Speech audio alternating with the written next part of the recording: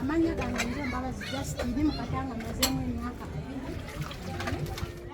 nkugambye empewo obwejja kati ng'ebiveera ndooza bye mulabamu mu mwala bigwamu tewali aleeta kasasiro n'amuteeka mwala kubanga bakusanga omuteeka mu bakutwala.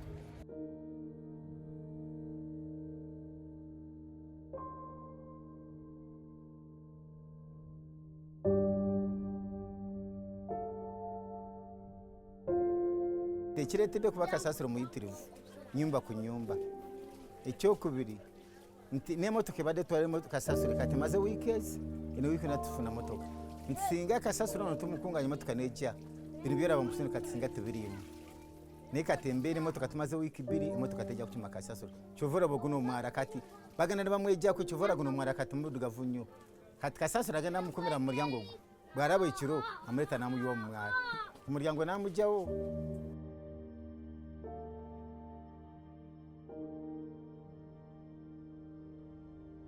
Bankwata kono wata bagogoda wata bagogoda tebikwata kubanga bye bagogola ate tebabitwala bogola motoka ejje ebitwale tebabitwala bagogola ne bateekawo bwe bamalawo ne biddamu era bibiri tobiraba guli tobiraba wali.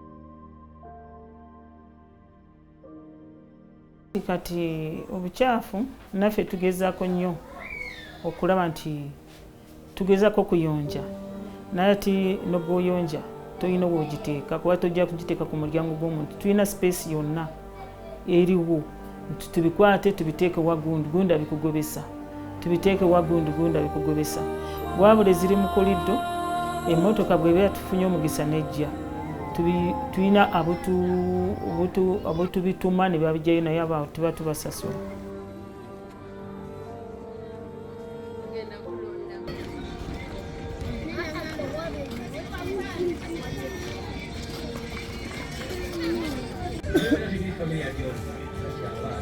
Tufuna abasawo bajja buli kimu kibeerawo naye ekyobuyonjo KCC ereeta emmotoka zetusinga okwagala kati ne bwaba nga bagezezako kuweereza baweerezeemu emu tesobola kumala kitundu kino kyonna.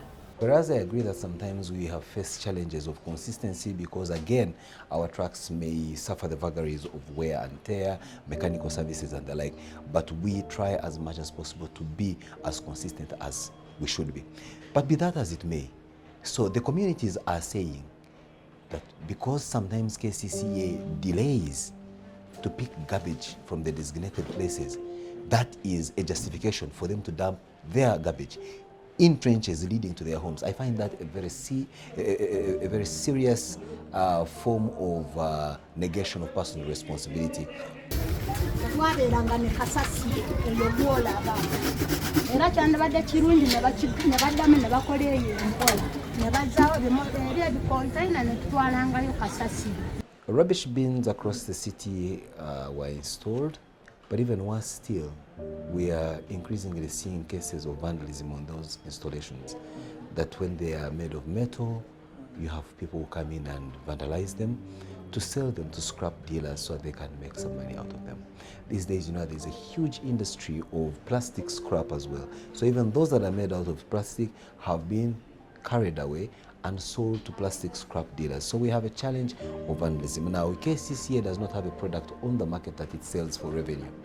We are a government agency for service provision, and therefore keeping replenishing vandalized installations is not something that we're able to do at the speed at which you vandalize them.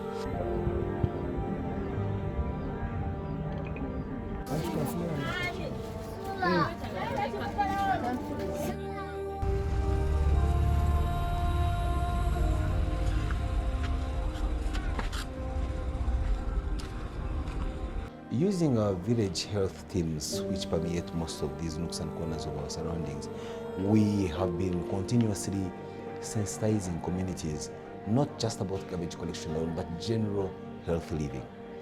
We, in regard to dispose of garbage, have educated them that there are two forms of garbage. There is the biodegradable, which is from the foods we eat, if it was from all the things that can easily be broken down through the process of decomposition. Then we have that is recyclable, but is not biodegradable. Plastics, bottles, metals, and things of that nature.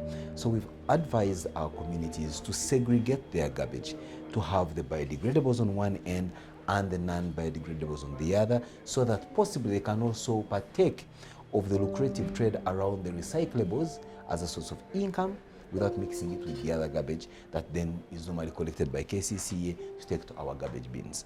So that best practice is a subject of continuous education with those communities.